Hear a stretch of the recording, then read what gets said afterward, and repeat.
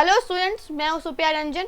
Data structure and algorithm using C के नए lecture में आपका स्वागत है। आज के लेक्चर में हम जानेंगे concept of data structure. Data structure का क्या कॉन्सेप्ट है उसके बारे में हम जानेंगे। फिर नीड ऑफ डेटा स्ट्रक्चर, हमें डेटा स्ट्रक्चर की ज़रूरत क्यों पड़ती है उसके बारे में हम जानेंगे।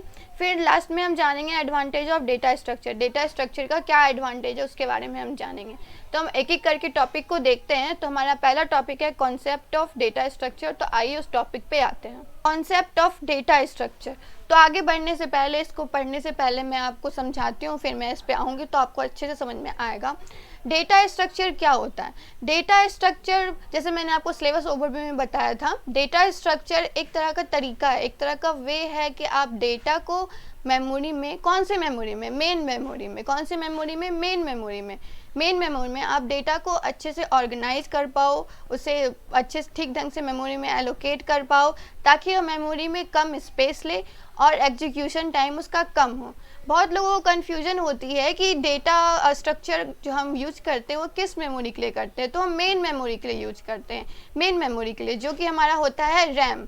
रैम के लिए हम लोग डेटा स्ट्रक्चर का यूज करते हैं। सेकेंडरी मेमोरी हो गई, जैसे कि हमारा हार्ड ड्राइव हो गया, एसएसडी हो गया, उसके लिए हम लोग क्या यूज करते हैं, उसके लिए हम लोग फाइल सिस्टम यूज करते हैं। फाइल सिस्टम के बारे में तो आप जानते होंगे, आपके पास सिस्टम होगा तो जैसे कि कोई डायरेक्टरी होती है, उसमें हम फोल्डर बनाते हैं, फिर उसमें फाइल रखते हैं, तो हमारा सेकेंडरी मेमोरी के लिए होता है।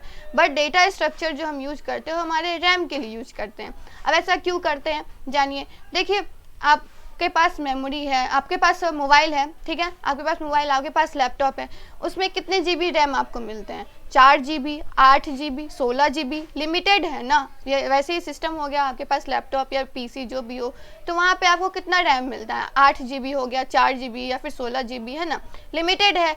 तो क्या होता है, आप ये भी जानते हो कि आपका जो सिस्टम है वो मल्टीटास्किंग होता है। मल्टीटास्किंग मतलब कि जैसे कि आप एक PDF खोल के बैठे हो, साथ में बैकग्राउंड में म्यूजिक चल रहा है, उधर आपने VLC मीडिया खोल करके छोड़ दिया, और उधर एक इमेज व्यूअर खुला हुआ है, और साथ ही साथ आप इंटरनेट भी यूज कर रहे हो। तो आप एक साथ कितना काम यूज कर रहे हो? वो सारा काम जो है कहाँ पे, उस जो सारा काम हो रहा है वो किस मेमोरी में फ़िलहाल है? अभी रैम में है। रैम क्या होता है? रैम एक तरह का मेमोरी होता है, वो मेन मेमोरी से हम लोग कहते हैं, ठीक ना। इसमें क्या होता है कि जब आप कोई एप्लीकेशन खोलते हो, ठीक ना, कोई भी ऐप खोलते हो, चाहे मोबाइल में खोलो या लैपटॉप में खोलो, वो सेकेंडरी मेमोरी से उठ के मेन मेमोरी में आता है, सेकेंडरी मेमोरी से उठ के मेन मेमोरी में आता है। फिर वहाँ पे वो प्रोसेस होता है, फिर आपको वो जा करके दिखता है। मतलब करेंटली जितना भी एप्लीकेशन आप खोल करके रखे हो, जितना भी करेंटली काम हो रहा है एप्लीकेशन का, वो सारा कहाँ काम हो रहा है? वो आपका रैम में एलोकेट है। रैम में आकर के वो खुलता है तो आपको दिखता है। तो क्या है यहाँ पे, आप जानते हो आपका सिस्टम मल्टीटास्किंग है। तो जैसे कि आप बहुत सारा ऐप खोल करके रखे हो या फिर इंटरनेट यूज कर रहे हो, जो भी कर रहे हो, तो वो सारे तो रैम में ही है। तो रैम में हम डेटा को अच्छे से ऑर्गेनाइज करेंगे ताकि वो स्पेस कम ले और फिर एग्जीक्यूशन का टाइम भी कम हो। तो क्या होगा, हम ज़्यादा से ज़्यादा एप्लीकेशन को एक साथ यूज कर पाएंगे।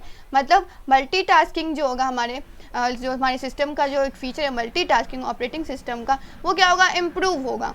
इस कारण से हम लोग डेटा स्ट्रक्चर का यूज करते हैं, है ना। ये समझ में आया होगा। चलिए हम आते हैं अब थ्योरी पे। तो यहाँ पे लिखा हुआ है, a data structure is a specialized format for organizing, processing, retrieving and storing data in a computer so that it can be use efficiently. तो डेटा स्ट्रक्चर क्या है? स्पेशलाइज्ड फॉर्मेट है, एक तरह का विशेष तरह का फॉर्मेट है। किस लिए?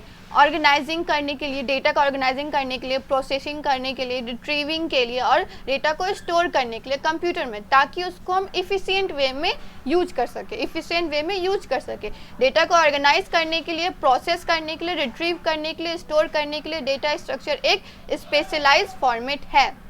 फिर नेक्स्ट लाइन लिखा हुआ है, it is a group of data elements that provide the easiest way to store and perform different action on the data of the computer। तो आप डेटा स्ट्रक्चर को इस तरह से भी लिख सकते हो, it is a group of data element. Data structure क्या, एक तरह का ग्रुप है, डेटा ग्रुप ही है ना डेटा एलिमेंट्स का, that provide the easiest way to store and perform different action on the data of the computer. अब ऐसा क्यों बोल रहा है कि ये ईजिएस्ट वे है डेटा को स्टोर करने का और अलग अलग ऑपरेशन डेटा पे परफॉर्म करने का? तो ये समझिए, जैसे कि मेमोरी है, ठीक ना, मेमोरी तो इस तरह का होता है, इस तरह का, यहाँ पे एक ऐसे बॉक्स बना दो, उसमें ऐसे ऐसे करके क्या उसमें सेल बने हुए रहते हैं ना, सेल बने हुए रहते हैं, ठीक है। मान लो कि मुझे डेटा स्टोर करना, तो मैं कहीं पे भी कर सकती हूँ ना, एक यहाँ पे कर दिया, एक एक डेटा यहाँ पे स्टोर कर दिया, एक यहाँ पे स्टोर कर दिया, एक यहाँ पे स्टोर कर दिया, एक यहाँ पे स्टोर कर दिया। तो क्या है, ये एक ऑर्गेनाइज वे में तो है नहीं, ऑर्गेनाइज वे में तो है नहीं। तो इस पे हम इसको स्टोर भी कर रहे हैं, तो क्या होगा, ये तो बहुत मेमोरी ले लेगा ना। एक यहाँ पे स्टोर, एक यहाँ पे स्टोर है, तो उसका तो कुछ ऑर्गेनाइज वे में है नहीं, कोई स्ट्रक्चर तो है नहीं इसका। तो कोई भी एक्शन परफॉर्म करने के लिए इसमें क्या होगा, हमें बहुत परेशानी होगी, ठीक ना। हमें पता ही नहीं रहेगा कि हमारा डेटा कहाँ है मेमोरी में, कौन से लोकेशन में, कहाँ पे स्टोर है। तो क्या होता है इसका, अगर हम इसको एक स्ट्रक्चर वे में ऑर्गेनाइज करते हैं, जैसे कि एरे जानते हो, उसमें क्या होता है एक सीक्वेंस वे में हम लोग यूज कर डाटा को स्टोर करते हैं। तो ये 4 डेटा है, उसको अगर हम यहाँ पे स्टोर कर दिए, यहाँ पे स्टोर कर दिए, तो क्या होगा, यहाँ पे एक सीक्वेंस में आ गया, एक स्ट्रक्चर मिल गया इसको, है ना, तरह तरह का मतलब एक स्ट्रक्चर मिल गया। तो अगर हम उस डेटा स्ट्रक्चर में अगर डेटा स्ट्रक्चर लगा करके इस डेटा को स्टोर करते, तो क्या होगा, हमारा ईजीएस्ट वे होगा डेटा को स्टोर करने का और उस पर एक्शन परफॉर्म करने का, क्योंकि हमें पता होगा कि मेमोरी में डेटा कहाँ पे स्टोर है ना। इसलिए बोला गया है that provide easiest way to store and perform different action on the data of the computer, है, ठीक है। फिर यहाँ पे लिखा हुआ है The idea is to reduce the space and time complexity of different tasks. मतलब क्या है, डेटा स्ट्रक्चर आखिर हम लोग यूज ही क्यों करते हैं, ताकि स्पेस और टाइम कॉम्प्लेक्सिटी कम हो। स्पेस कॉम्प्लेक्सिटी मतलब डेटा जो मेमोरी में स्टोर है वो तो कम स्पेस ले, क्योंकि हमारे पास लिमिटेड मेमोरी है, और जब कम स्पेस लेगा तो उसका टाइम भी, एग्जीक्यूशन टाइम भी क्या होगा, बढ़ जाएगा, मतलब स्पीड जो है उसका बढ़ जाएगा, कम टाइम लेगा एग्जीक्यूशन करने में। आप कोई एप्लीकेशन डाउनलोड करते हो मोबाइल से, कोई 60 MB का होता है, कोई 50 MB का, कोई 14 MB का, कोई 1 GB का, कोई 2 GB का, ठीक ना। तो जब 2 GB का जो एप्लीकेशन होता है उसको खुलने में, ठीक ना, बहुत टाइम लगता है ना, और कभी कभी वो लैग भी कर जाता है। तो क्या होता है, वहाँ पे ठीक तरह से डेटा स्ट्रक्चर नहीं लगा, या फिर सही में वो हैवी एप्लीकेशन है, तो क्या होता है वहाँ पे जब स्पेस ज़्यादा ले रहा है तो टाइम भी, स्पीड ऑफ टाइम क्या वो भी ज़्यादा है, लेकिन अगर स्पेस कम लेगा तो टाइम क्या वो भी कम लगेगी, है ना। इसका आंसर यहाँ पे ऐसा लिखा हुआ है। फिर ये जो इंपॉर्टेंट लाइन है मैंने इसको बोल्ड करके रखा है कि data structure is a way of organizing data in main memory. कौन से मेमोरी में, मेन मेमोरी में, जो कि हमारा रैम होता है। मेन मेमोरी में रैम होता है। बहुत लोगों को कन्फ्यूजन होता है कि डेटा स्ट्रक्चर किस मेमोरी में हम लोग यूज करते हैं, तो हम लोग करते हैं रैम में, मेन मेमोरी में। For secondary memory we use file system. Secondary memory के लिए हम क्या यूज करते हैं, फाइल सिस्टम। फाइल सिस्टम क्या, जैसे कि हम लोग डायरेक्टरी बनाते हैं, फिर उसमें फोल्डर बनाते हैं, फिर उसके अंदर भी फोल्डर चाहे जो बना सकते हैं, फिर उसमें फाइल स्टोर करते हैं। मतलब हम लोग अपने तरीके से बनाते हैं ना। आप सिस्टम होगा आपके पास तो आप जानते होंगे। तो इसी का इसलिए यहाँ पे लिखा हुआ है कि डेटा स्ट्रक्चर जो हम यूज करते हैं, डेटा स्ट्रक्चर वो हमारा मेन मेमोरी के लिए हम लोग यूज करते हैं, मतलब रैम के लिए। सेकेंडरी मेमोरी के लिए हम लोग फाइल सिस्टम का यूज करते हैं। ठीक है, अब नेक्स्ट स्लाइड में देखते हैं हम। यहाँ पे लिखा हुआ है there are many ways of organizing data in memory as we have already seen one of the data structure that is array in C language। देखिए बहुत तरह का तरीका होता है, बहुत तरह का वे होता है कि हम मेमोरी में डेटा को ऑर्गेनाइज कर सके। उसमें से एक हम पहले ही देख चुके हैं जो है array in C language. C language में आपने एरे देखा होगा। एरे भी एक तरह का डेटा स्ट्रक्चर ही होता है। उसमें क्या होता है कि हम लोग सेम टाइप ऑफ डेटा, मतलब सेम डेटा टाइप को हम एक साथ क्या होते हैं सीक्वेंस में अरेंज कर देते हैं, मतलब एक के बाद एक। जैसे कि यहाँ पे देखिए फिगर में यहाँ पे है, यहाँ पे एक फिगर में है, यहाँ पे एक डेटा स्टोर किए 105 पे एक डेटा स्टोर है, फिर 106 पे स्टोर है, फिर 107 पे, 1008 पे, 100 होगा, 1009 पे, फिर 1010 पे क्या होगा, यहाँ पे एक सीक्वेंस में डेटा स्टोर है और सारा क्या है, सारा इंटीजर डेटा टाइप्स है ना। तो एक तरह का एरे है और एरे भी क्या होता है, हमारा डेटा स्ट्रक्चर होता है। बहुत तरीका है डेटा स्ट्रक्चर, डेटा को स्टोर करने को। उसमें से एक हम लोग देख चुके हैं, वो जो की है एरे। सी लैंग्वेज में आपने 3rd सेमेस्टर में पढ़ा होगा। Array is a collection of memory element in which data is stored sequentially। क्या array is a collection of memory, collection of memory है ना, memory है हमारा, memory है जो हमारा memory इस तरह होता है, जो मैंने आपको अभी बताया था। इस तरह का जो हमारा memory होता है, इसमें क्या होता है कि हम अगर चाहे इतनी से मेमोरी का हम कलेक्शन कर दिए, ठीक ना, इतने से मेमोरी का कलेक्शन कर दिया और उसको एक नाम दे दिए ए, तो ये हमारा क्या हो जाता है, एरे बन जाता है, हमारा एरे बन जाता है। तो ये होता है कलेक्शन ऑफ मेमोरी एलिमेंट्स। क्या है कलेक्शन ऑफ एरे, क्या है कलेक्शन ऑफ मेमोरी एलिमेंट है in which data store sequentially. Data store क्या होता है, सिक्वेंसली, मतलब एक डेटा यहाँ है तो दूसरा डेटा यहाँ है, तीसरा डेटा यहाँ पे है। That is one after another. Sequentially मतलब एक के बाद एक, एक के बाद एक डेटा हमारा यहाँ पे हम लोग एरे में स्टोर करते हैं। ठीक है, the data structure is not any programming language like C++, Java etcetera. अब ये भी है, इस मतलब इस समझने के लिए ज़रूरी है कि डेटा स्ट्रक्चर जो है हमारा कोई प्रोग्रामिंग लैंग्वेज नहीं है। डेटा स्ट्रक्चर तो एक तरीका है कि डेटा को हम लोग मोबाइल में मेमोरी में ऑर्गेनाइज करें, ठीक ना। इसके हम लोग एल्गोरिदम्स बनाते हैं। एल्गोरिदम्स तो आप जानते होंगे, एक प्रोसीड्यूर होता है किसी भी प्रोग्राम को बनाने के पहले हम उसके स्टेप को लिखते हैं English language, English type language में, तो हमारा एल्गोरिदम होता है। तो डेटा स्ट्रक्चर में जितने भी हम लोग तरीके हैं, हमारा जो अलग अलग वे है डेटा को ऑर्गेनाइज करने का, चाहे एरे हो गया, स्टैक हो गया, क्यू हो गया, लिंक लिस्ट हो गया, ट्री हो गया, ग्राफ हो गया, उसका हम लोग एल्गोरिदम्स भी लिखते हैं, ठीक है ना। डेटा स्ट्रक्चर में एल्गोरिदम्स लिखते हैं और उसे हम किसी भी लैंग्वेज में इम्प्लीमेंट करवा सकते हैं। तो डेटा स्ट्रक्चर हमारा प्रोग्रामिंग लैंग्वेज नहीं है। डेटा स्ट्रक्चर एक वे है डेटा को मेमोरी में ऑर्गेनाइज करने के लिए, मेन मेमोरी में ऑर्गेनाइज करने के लिए, रैम में ऑर्गेनाइज करने के लिए डेटा स्ट्रक्चर एक तरह का वे है, ठीक है। उसका हम एल्गोरिदम्स बनाते हैं अलग अलग तरीके का, जैसे कि एरे है तो उसका हम एल्गोरिदम्स बनाएंगे, स्टैक है तो उसका एल्गोरिदम्स बनेगा, क्यू है उसका एल्गोरिदम्स बनेगा। उसको हम किसी भी लैंग्वेज में फिर इम्प्लीमेंट कर सकते हैं। लैंग्वेज क्या है, एक तरह का मीडियम है ना हमारे, मतलब हम जो सोच रहे हैं, जो चाह रहे हैं उसको व्यक्त करने का। लैंग्वेज क्या है, जैसे कि मुझे आपसे कम्युनिकेट करना है तो मैं हिंदी में कम्युनिकेट कर सकती हूँ या फिर इंग्लिश में कर सकती हूँ। वैसे ही कंप्यूटर से कम्युनिकेट करना है तो हम लोग प्रोग्रामिंग लैंग्वेज का यूज करते हैं ना, प्रोग्रामिंग लैंग्वेज का हम लोग यूज करते हैं कंप्यूटर से कम्युनिकेट करने के लिए। तो डेटा स्ट्रक्चर का तो हम लोग एल्गोरिदम्स बनाते हैं, उसको हम कंप्यूटर से कम्युनिकेट किसी भी लैंग्वेज में करवा सकते हैं। जैसे कि मैं आपसे हिंदी में बात कर सकती हूँ, इंग्लिश में बात कर सकती हूँ, बंगाली में बात कर सकती हूँ। अलग अलग लोग अलग अलग तरीके से अलग अलग लैंग्वेज जानते हैं, उसमें बात कर सकते हैं, ठीक ना। तो उसी तरीके से कंप्यूटर से बात करने के लिए अलग अलग लैंग्वेज है, सी हो गया, C++, जावा, पाइथन। तो हम डेटा स्ट्रक्चर के एल्गोरिदम्स बनाते हैं, फिर उसको किसी भी लैंग्वेज में हम लोग इम्प्लीमेंट कर सकते हैं। जैसे कि हमें यहाँ पे क्या दिया हुआ है, सी के थ्रू इम्प्लीमेंट करना है, क्योंकि हमने सी पढ़ा था 3rd सेमेस्टर में, है ना, हमने सी पढ़ा था 3rd सेमेस्टर में, तो ये यहाँ पे लिखा हुआ है। फिर है it is a set of algorithms that we can use in any programming language to structure the data in the memory। ये क्या है, सेट ऑफ एल्गोरिदम्स है, data structure set of algorithms है। हम उसके एल्गोरिदम्स बनाते हैं, जैसे कि एरे हो गया उसका एल्गोरिदम बनाएंगे, स्टैक, क्यू, सबका हम लोग क्या करेंगे, एल्गोरिदम्स बनाएंगे।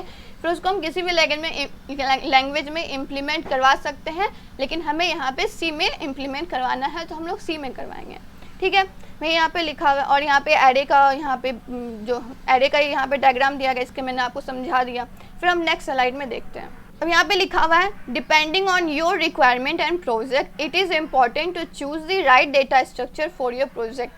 अब डिपेंडिंग यहाँ पे लिखा हुआ है डिपेंडिंग ऑन योर प्रोजेक्ट और योर रिक्वायरमेंट, आपके ज़रूरत के अनुसार या फिर आप कौन सा प्रोजेक्ट बना रहे हो उसके अनुसार आप डेटा स्ट्रक्चर का सिलेक्शन करोगे कि मुझे ये डेटा स्ट्रक्चर चाहिए।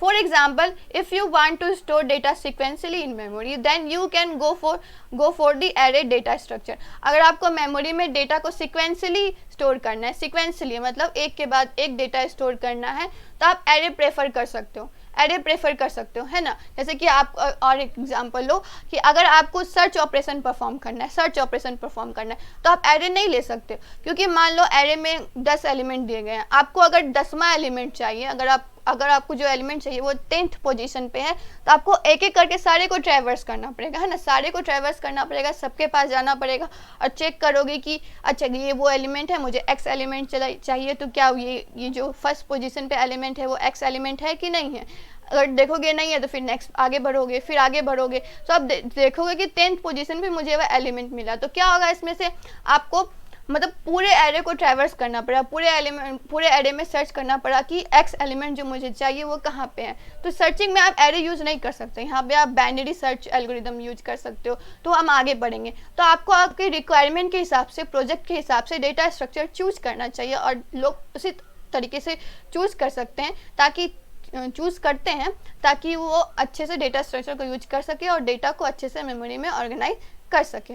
और ये आपका कैसे समझोगे कि कब कौन से डेटा स्ट्रक्चर का यूज करना है, तो ये आपका एक्सपीरियंस से होगा। जैसे जैसे कि आप प्रॉब्लम सॉल्व करोगे तो वैसे वैसे आपका एक्सपीरियंस बढ़ेगा और आपको समझ में आएगा कि कब कौन सा डेटा स्ट्रक्चर यूज करना है, ठीक है। तो कॉन्सेप्ट ऑफ डेटा स्ट्रक्चर में यही था। आगे हम देखते हैं कि नीड ऑफ डेटा स्ट्रक्चर। अब हम देखेंगे need of data structure. Data structure का हमने नीड क्यों पढ़ा। As application are getting complex and amount of data is increasing day by day. आज के टाइम में क्या है, कोई भी एप्लीकेशन कॉम्प्लेक्स होता जा रहा है। क्यों कॉम्प्लेक्स होता जा रहा है, क्योंकि amount of data increasing day by day, मतलब डेटा का जो अमाउंट है वो डे बाय डे इंक्रीज करता जा रहा है। आज के टाइम में डेटा तो बढ़ता ही जा रहा है। देयर में अराइज द फॉलोइंग प्रॉब्लम। तो क्या जो हमारा अमाउंट ऑफ डेटा जो है बढ़ते ही जा रहा है डे बाय डे, तो हमारा कुछ प्रॉब्लम अराइज होता है। जैसे कि पहला है processor speed. To handle very large amount of data high speed processing is required. Large amount of data को हैंडल करने के लिए हमें हाई स्पीड प्रोसेसिंग चाहिए होता है। प्रोसेसिंग मतलब जैसे कि आप प्रोसेसर जानते हो ना, इंटेल का प्रोसेसर i5, i3 या फिर राइजन का प्रोसेसर हो गया, तो इसकी स्पीड हमें क्या ज़्यादा चाहिए, उस जो प्रोसेसर है वो उतने अमाउंट ऑफ डेटा को हैंडल कर सके, इसलिए हमें प्रोसेसर जो हमें अच्छा चाहिए, उसकी स्पीड भी ज़्यादा अच्छा चाहिए। But as the data is growing day by day to the billions of files per entity, but क्या आज के टाइम में क्या है, डेटा जो ग्रो ही करता जा रहा है, मतलब इंक्रीज होता जा रहा है डे बाय डे।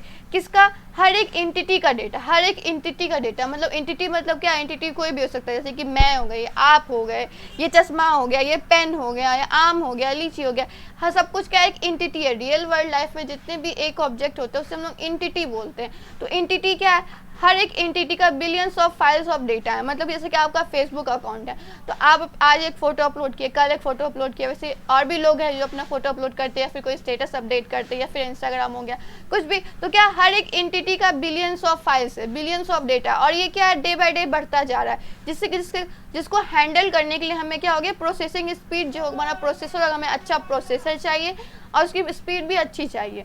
प्रोसेसर में fail to deal with that much amount of data, लेकिन क्या प्रोसेसर क्या, जब डेटा तो बढ़ता ही जा रहा है ना, डेटा का अमाउंट बढ़ता ही जा रहा है, तो ऐसा होगा ना कि एक टाइम पे प्रोसेसर जो फेल कर जाए, उस अमाउंट ऑफ डेटा को हैंडल करने में प्रोसेसर फेल हो जाए, तो क्या होता है, हमारा प्रोसेसर स्पीड बहुत मायने रखता है। तो जब ये फेल ना करे, इस कारण हम लोग क्या डेटा स्ट्रक्चर यूज करते हैं, ताकि जो डेटा है मेमोरी में ठीक ढंग से ऑर्गेनाइज हो सके और प्रोसेसर उसको अच्छे से प्रोसेस कर सके। इस कारण से हमें डेटा स्ट्रक्चर का जरूरत पड़ा। फिर नेक्स्ट पॉइंट देखते हैं, data search. Consider and inventory size of 106 item in a store. मान लीजिए कि स्टोरेज में 106 आइटम्स है, ठीक ना, इन्वेंट्री में 106 आइटम है। जैसे कि मान लीजिए कि स्टोर है, उसमें 106 किताब है, 106 किताब है। If our application needs to search for a particular item, और हमारा एप्लीकेशन उसमें से किसी एक पर्टिकुलर आइटम को ढूंढना चाहता है, जैसे कि आप ही एक पर्टिकुलर बुक को ढूंढना चाहते हो, तो it needs to traverse 106 times every times. तो क्या होगा कि हमें हर टाइम 106 बार ट्रैवर्स करना पड़ेगा, एप्लीकेशन को 106 बार हर टाइम ट्रैवर्स करना पड़ेगा। ट्रैवर्स मतलब एक बुक पे जाके फिर दूसरे बुक पे जाना, फिर तीसरे बुक पे जाना, मतलब 106 बार आइटम्स को ट्रैवर्स करना पड़ेगा हर टाइम। इससे क्या होगा, result in slowing down the search process. क्या होगा, slowing down the search process, हमारा सर्च प्रोसेस क्या होगा, स्लो हो जाएगा, टाइम ज़्यादा लगेगा हमें किसी भी आइटम को सर्च करने के लिए, और हर बार उतना ही टाइम लगेगा। तो क्या होता है, हमारा डेटा सर्च भी होता है वो स्लो हो जाता है। इस तरह से हम लोग डेटा स्ट्रक्चर यूज करते हैं। डेटा स्ट्रक्चर में क्या होता है कि हम लोग इस तरह से उसको ऑर्गेनाइज करते हैं कि हमें हर बार 106 आइटम को ट्रैवर्स ना करना पड़े। उसमें कुछ लॉजिक लगाते हैं जिससे सर्चिंग स्पीड क्या होता है, सर्च प्रोसेस ईजी हो जाता है और स्पीड भी हमारी बढ़ जाती है। फिर हम नेक्स्ट पॉइंट देखते हैं। नेक्स्ट पॉइंट है multiple request. If thousands of user are searching for the data simultaneously on a web server, क्या अगर थाउजेंड्स ऑफ पीपल है एक ही डेटा को एक टाइम पे सर्च कर रहे हैं, मतलब जैसे कि आप मान लो एसबीटी का रिजल्ट आता है, सब भागते हो एसबीटी की वेबसाइट पे, भागते हो ना, सब भागते हो एसबीटी की वेबसाइट पे, सर्वर क्या होता है, डाउन हो जाता है, वेबसाइट खुलना ही बंद हो जाता है। तो जैसे कि मान लीजिए थाउजेंड्स ऑफ पीपल है, थाउजेंड्स ऑफ यूजर है, एक ही टाइम पे एक ही डेटा को प्रोसेस करना चाह रहे, क्या होगा, सर्वर तो डाउन होगा ही। Then there are the chances that a very large server can be fail during the process. तो इसमें बहुत मतलब पॉसिबल है, चांस तो है कि हमारा बड़ा सर्वर जो है वो फेल कर जाए, है ना, बड़ा सर्वर जो है फेल कर जाए। मतलब अगर सर्वर फेल कर गया तब तो सत्यानाश, कुछ नहीं हो सकता। सर्वर फेल कर जाएगा तो क्या होगा, जैसे कि थाउजेंड्स ऑफ पीपल एक ही टाइम पे एक ही डेटा को प्रोसेस करना चाह रहे हैं, तो हमारा सर्वर में भी फेल कर सकता है। तो से फेल ना करे इस कारण हम लोग डेटा स्ट्रक्चर को यूज करते हैं, ताकि डेटा स्ट्रक्चर हम लगा ले तो यूजर जो किसी भी डेटा को सर्च करे तो उसका सर्च स्पीड ज़्यादा हो जाए, सर्च स्पीड बढ़ जाए, जिससे डेटा को इजीली वो सर्च कर सके और हमारा सर्वर जो है बच जाए, है ना। In order to solve the above problem data structure are use. जितने भी हमने अभी प्रॉब्लम देखे, 3 पॉइंट देखे ना, उसमें डेटा स्ट्रक्चर क्या हमारा यूज होता है प्रॉब्लम को दूर करने के लिए। Data can be organize in a data structure in such a way that all the item may not be required to be search and the required data can be search almost instantly. मतलब कि data structure में लोग data को इस तरह से organise करते हैं कि अगर हमें डेटा को सर्च करना पड़े तो हमें हर बार हर एक आइटम को ट्रैवर्स ना करना पड़े। उसमें कुछ लॉजिक लगाते हैं जिसके कारण सर्च क्या होता है, हमारा सर्च प्रोसेस हमारा इजी हो जाता है और टाइम भी हमें कम लगता है। इसलिए हम डेटा स्ट्रक्चर का यूज करते हैं ताकि हम लोग हमारा सर्च प्रोसेस जो है इजी हो जाए और डेटा को अच्छे से ऑर्गेनाइज भी कर सके, स्टोर भी कर सके, रिट्राइव भी कर सके इजीली, है ना। इसका हम लोग डेटा स्ट्रक्चर का जरूरत पड़ा और हम लोग डेटा स्ट्रक्चर इसलिए यूज करते हैं। तो अब हम देखेंगे advantage of data structure. Data structure use करने का हमें क्या एडवांटेज मिलता है उसके बारे में आज अभी हम देखेंगे। पहला है efficiency. Proper choice of data structure make our program efficient. अगर हम सही डेटा स्ट्रक्चर का चूज करते हैं किसी भी प्रोग्राम के लिए तो हमारा प्रोग्राम क्या होगा, इफिशिएंट बन जाएगा, मतलब कि यूजर उसको उस प्रोग्राम को ईजिली यूज कर सकता है। तो इस कारण से हमें सही प्रोग्राम के लिए सही डेटा स्ट्रक्चर को चूज करना चाहिए। जैसे कि for example suppose we have some data and we need to organize it properly and perform search operation। suppose हमारे पास कोई डेटा है, उसे हम सही ढंग से ऑर्गेनाइज करना चाहते हैं मेमोरी में और उस पर हम सर्च ऑपरेशन परफॉर्म करवाना चाहते हैं, तो हम क्या करेंगे, if we organize our data in an array, अगर हम एरे में उसे ऑर्गेनाइज करते हैं, then we will have to search sequentially element by element. हमें क्या करना पड़ेगा, सिक्वेंसली डेटा को सर्च करना पड़ेगा, एलिमेंट बाय एलिमेंट डेटा को सर्च करना पड़ेगा। देखिए एरे इस तरह का होता है ना, इस तरह से हम एरे बनाते हैं, इस तरह से यहाँ पहला एलिमेंट, दूसरा, फिर तीसरा, चौथा, पाँचवा, छठा बना दीजिए। कोई एलिमेंट यहाँ पे हम एलिमेंट को स्टोर करते हैं, ठीक ना, एलिमेंट स्टोर करते हैं, यहाँ पे ऐड कर दिए। मान लीजिए एलिमेंट एक्स है यहाँ पे और हम ये एलिमेंट हमें चाहिए, तो हमें क्या करना पड़ेगा, पहले इसके पास जाएंगे, देखेंगे कि अच्छा ये एक्स एलिमेंट है या नहीं, फिर ये देखेंगे ये एक्स है कि नहीं, फिर यहाँ पे जाएंगे, फिर यहाँ पे जाएंगे, फिर यहाँ पे जाएंगे, फिर फाइनली हम पाएंगे कि हमारा एक्स कहाँ पे, हमारा एलिमेंट इस पोजिशन पे है ना। If item to be search in is present at the last we will have to visit all the element before searching that element। अगर ये एलिमेंट है जो हमें चाहिए वो अगर लास्ट में, अगर इस पोजीशन पे अगर लास्ट में, तो हमें क्या करना पड़ेगा, हर एक एलिमेंट को ट्रैवर्स करना पड़ेगा, हर एक एलिमेंट पे सर्च ऑपरेशन परफॉर्म करवाना पड़ेगा कि हमें जो एलिमेंट चाहिए वो एक्स एलिमेंट जो हमें चाहिए वो है कि नहीं। तो क्या होगा, so use of an array is not efficient here. तो यहाँ पे हम लोग एरे का यूज नहीं कर सकते क्योंकि हमारा ये एफिशिएंट नहीं होगा, कर तो सकते ही हैं पर ये क्या होगा, एफिशिएंट नहीं होगा। हम डेटा स्ट्रक्चर क्यों लगा रहे हैं, ताकि हमारा प्रोग्राम एफिशिएंट हो सके, और यहाँ पे हम एरे यूज करते हैं तो हमारा प्रोग्राम तो एफिशिएंट होगा नहीं, तो हम इतने बेवकूफ़ तो है नहीं जो यूज करेंगे। इस कारण से हम लोग क्या करेंगे, there are better data structure which can make the search process efficient. तो हमारे इससे क्या होगा, हमारे पास दूसरा डेटा स्ट्रक्चर है, इससे बेटर डेटा स्ट्रक्चर है इस कंडीशन में, मतलब सर्च ऑपरेशन परफॉर्म करने के लिए हमारे पास दूसरा डेटा स्ट्रक्चर है जो अगर हम यूज करते हैं तो हमारा प्रोग्राम इफिशिएंट बन जाएगा। जैसे कि ऑर्डर एरे, अगर ऑर्डर एरे है तो उसमें हम लोग बाइनरी सर्च ट्री और हैश ट्री टेबल की मदद से हम लोग सर्च ऑपरेशन परफॉर्म करवा सकते हैं। अगर ये एरे है ऑर्डर है, मतलब कि असेंडिंग ऑर्डर या डिसेंडिंग ऑर्डर, अगर असेंडिंग ऑर्डर में है तो यहाँ पे छोटा, फिर उससे बड़ा नंबर, उससे बड़ा नंबर, उससे बड़ा नंबर, ये ऑर्डर एरे हो गया। उसमें अगर हम बाइनरी सर्च ट्री या फिर हैश टेबल का अगर ये ऑपरेशन हम ये डेटा स्ट्रक्चर इसमें हम परफॉर्म करते हैं तो हमारा क्या होगा, सर्च ऑपरेशन जो है वो इफिशियंट हो जाएगा। इस कारण से यहाँ पे बोल रहा है एडवांटेज इफिशियंसी है इसका। Different data structure give different efficiency. Different data structure हमारा डिफरेंट एफिशिएंसी देता है, ठीक ना। तो इफिशियंसी भी हमें मिल गया। अगर हमें कोई भी अगर हम डेटा स्ट्रक्चर लगाना है तो हम सही प्रोग्राम में सही डेटा स्ट्रक्चर लगाए ताकि हमारा प्रोग्राम इफिशिएंट बन जाए, तो ये एक एडवांटेज हो गया। फिर हम नेक्स्ट देखते हैं, नेक्स्ट हमारा एडवांटेज क्या है। फिर नेक्स्ट एडवांटेज है हमारा reusability. Data structure are reusable. Data structure हमारा रीयूजेबल है, मतलब एक बार बना दो, लाइब्रेरी में स्टोर करके रख दो, फिर क्लाइंट प्रोग्राम में, मतलब वैसा प्रोग्राम जो डेटा स्ट्रक्चर का यूज करता है उसे हम लोग क्लाइंट प्रोग्राम बोलते हैं। तो एक बार डेटा स्ट्रक्चर बना करके लाइब्रेरी में स्टोर कर दो, फिर बार बार अलग अलग क्लाइंट प्रोग्राम में उस डेटा स्ट्रक्चर को इंपोर्ट करके यूज कर लो, उस लाइब्रेरी को इंपोर्ट करके यूज कर लो। तो हमारा क्या होता है, डेटा स्ट्रक्चर रीयूजेबल होता है। That is once we have implemented a particular data structure we can use it any another place और रिक्वायरमेंट। अगर हम एक बार डेटा स्ट्रक्चर इम्प्लीमेंट करके उसे हम स्टोर करके रख लेते हैं, अगर लाइब्रेरी में उसे हम स्टोर करके रख लेते हैं तो उसका हम अलग अलग जगह पे उसका यूज कर सकते हैं, अलग अलग रिक्वायरमेंट में उसका हम यूज कर सकते हैं। जैसे कि स्टैक ही है, वो हम बना करके एक लाइब्रेरी में रख लिए हैं, तो जो भी जितने भी प्रोग्राम जैसे स्टैक से रिलेटेड होंगे, जैसे कि इनफिक्स टू पोस्टफिक्स हमें करना हो, तो हम डायरेक्ट वो लाइब्रेरी जो हमारा बना करके स्टैक का इम्प्लीमेंट जो हम लोग करके रखे हैं लाइब्रेरी में, वहाँ से सिर्फ उसको इम्पोर्ट करके हम लोग वहाँ पे परफॉर्म कर सकते हैं, मतलब इनफिक्स टू पोस्टफिक्स प्रोग्राम हम बना सकते हैं। क्लाइंट प्रोग्राम जो हमारा इनफिक्स टू पोस्टफिक्स है जिसमें हम लोग डेटा स्ट्रक्चर स्टैक को यूज करेंगे, वहाँ पे हम डायरेक्ट उसको इम्प्लीमेंट कर सकते हैं, उसके लाइब्रेरी में बना के हम स्टैक के इम्प्लीमेंट को रख देते हैं, वहाँ से उसे हम इंपोर्ट करके यूज कर सकते हैं, ठीक ना। तो हमारा डेटा स्ट्रक्चर क्या है, रीयूजेबल है। Implementing of structure can be compiled compiled into library which can be used by different clients। मैंने जैसे ये बोला implement of structure, मतलब कि डेटा स्ट्रक्चर को implement करके, मतलब डेटा स्ट्रक्चर कैसे हम बना implement किए हैं, कैसे परफॉर्म किए हैं, उसको बना करके हम लोग लाइब्रेरी में रख लेंगे और क्लाइंट प्रोग्राम में बार बार उसको यूज करेंगे, अलग अलग जगह यूज कर सकते हैं। तो हमारा क्या होगा, डेटा स्ट्रक्चर रीयूजेबल है ना। अब ये इम्प्लीमेंट मतलब क्या इम्प्लीमेंट, जैसे कि स्टैक है, ठीक ना, इस वजह से कि हमारा स्टैक है वो किस तरीके से होता है, इस तरीके से होता है, जैसे कि हमने देखा है फिगर, इस तरीके से होता है। इसमें आप एक एलिमेंट डाल दो, फिर दूसरा एलिमेंट डाल दो, फिर तीसरा एलिमेंट डाल दो, फिर इधर से ये निकालो और इधर से ही डालो, है ना। मेमोरी में क्या इस तरीके से स्टोर होगा, नहीं ना, मेमोरी क्या होता है, मेमोरी तो इस तरीके से होता है ना, इस तरीके से होता है, इसमें डिफरेंट कॉलम्स और रोज होते हैं, डिफरेंट कॉलम्स और रोज होते हैं। तो ये इस तरीके से मेमोरी में तो स्टोर नहीं है, इसका इम्प्लीमेंट है मेमोरी में, कैसे करेंगे वो हम बना करके लाइब्रेरी में रख लेते हैं और अलग अलग क्लाइंट प्रोग्राम में उसका हम यूज करते हैं। तो हमारा डेटा स्ट्रक्चर रीयूजेबल हो गया।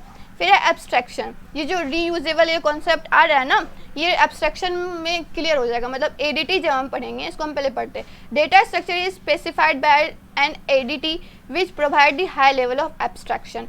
एडीटी जो हम पढ़ेंगे ना, तो ये कॉन्सेप्ट जो रीयूजेबल है और फिर एब्स्ट्रैक्शन का जो कॉन्सेप्ट है वो बिल्कुल क्लियर हो जाएगा। फिर भी ओवरव्यू समझो यहाँ पे।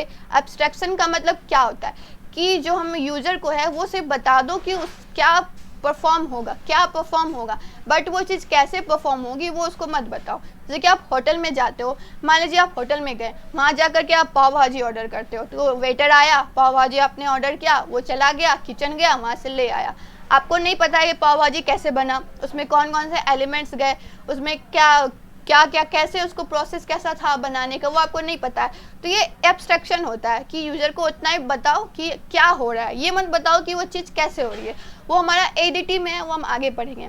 तो डेटा स्ट्रक्चर क्या है, एब्स्ट्रैक्शन भी प्रोवाइड करवाती है। क्या सिक्योरिटी के लिए अच्छा होता है, क्योंकि इसमें सिक्योरिटी के लिए क्यों अच्छा होता है, क्योंकि हम एब्स्ट्रैक्शन प्रोवाइड कर रहे हैं, सबको नहीं बता रहे कि चीज़ कैसे हो रही है। आपका कोई ऑर्गेनाइजेशन है, आप दूसरे को नहीं बताओगे ना आपके ऑर्गेनाइजेशन में कैसे चीज़ें हो रही है। मतलब कि होटल है, वहाँ पे पाव भाजी बनाया, तो अपना रेसिपी नहीं बताएगा ना, क्या क्या मैंने डाला, कैसे कैसे बनाया, ये तो नहीं बताएगा।